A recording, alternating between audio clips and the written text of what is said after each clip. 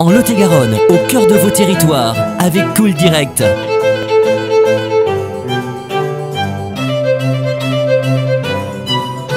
En Lot-et-Garonne, au cœur de vos territoires, avec Cool Direct.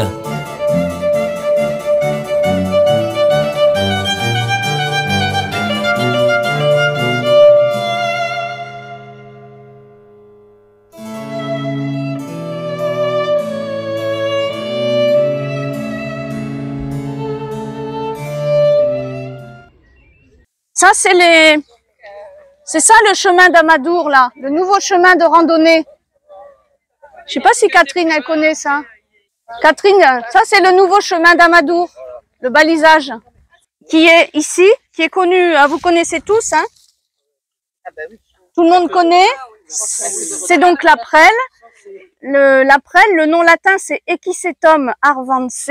Moi, j'aime bien dire les noms latins, non pas pour faire malin, parce que dans le nom latin, il y a toujours l'origine du nom. Equi, c'est cheval, setum, c'est queue, et quand c'est grand, ça fait comme une queue de cheval.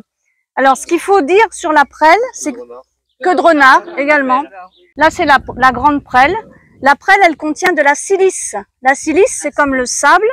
Et du coup, j'avais lu sur les usages anciens qu'on utilisait la prêle pour frotter les fers à repasser. Vous savez, autrefois, les fers à repasser, c'était en fer. Donc, on faisait comme du papier de verre avec la prêle.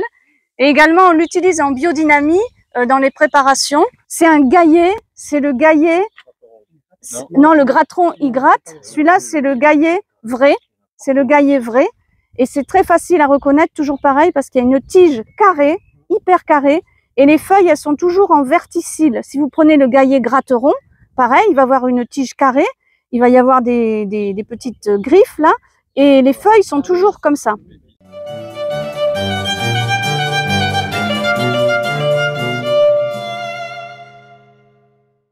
Vous l'avez dans le bouquin, vous l'avez aussi dans l'application. C'est l'orchis morio, l'orchis bouffon, autrement dit, ou l'orchis morio. Elle est un peu, commence à flétrir. Et donc on va rentrer dans le petit bois. Alors pourquoi est-ce qu'on fait ce parcours? Parce qu'à chaque fois, dans chaque écosystème, il y a des fleurs différentes. C'est pour ça que on change d'endroit. Ça, c'est le chêne des coteaux calcaires. C'est le chêne pubescent qui est un peu malingre et tordu, mais c'est typique des coteaux calcaires. Le chêne pubescent. Vous savez que ça se mange aussi tout ça, hein, les feuilles. Hein. Donc on va rentrer dans le petit bois. Je vais vous dire tout de suite une plante qui est assez sympa. Et ça grimpe dans les arbres. C'est le tamier. Le tamier, qui s'appelle aussi l'herbe aux femmes battues. Pourquoi ça s'appelle l'herbe aux femmes battues? Parce que quand on met les feuilles sur les bleus, ça enlève les contusions. Mais vous savez, ça monte dans les arbres et ça fait des petites boules rouges. C'est assez... Et alors, j'oublie un truc. Quand c'est jeune, ça fait comme des asperges quand ça pousse. Et c'est le respunchou. Et dans certains départements comme le Lot, on fait dans les restaurants, on fait des omelettes au raspunchou.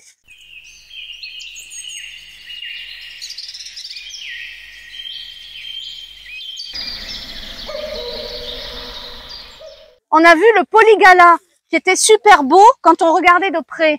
Et là, eh bien, on le voit, regardez comme le pétale est joli. Il est tout découpé, si tu regardes de près, tout blanc.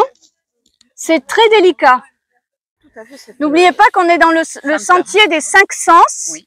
Donc le sentir, ça fait partie des sens. Sentir, toucher, goûter, voir. Oh bah si tu dis la réponse. Ah oui. C'était la marjolaine. Eh oui.